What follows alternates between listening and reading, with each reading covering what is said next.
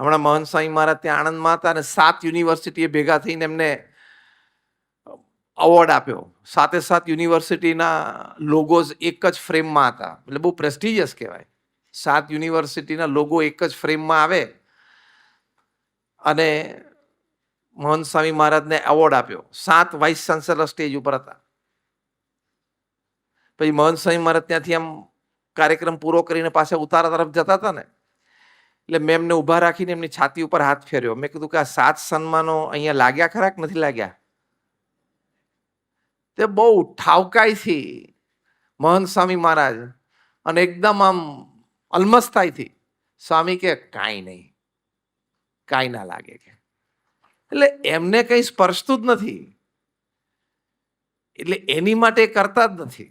એ તો જ્યારે આપણે પ્રમુખ સ્વામી મહારાજના માન સન્માન આપણે બધા જોયા છે, મહંત સ્વામી મહારાજના અત્યારે માન સન્માન જોઈએ છે, જ્યારે એકચ્યુઅલ સન્માન થતું હોય ત્યારે એમના ચહેરા ઉપર કોઈ ફેર જ નથી પડતો.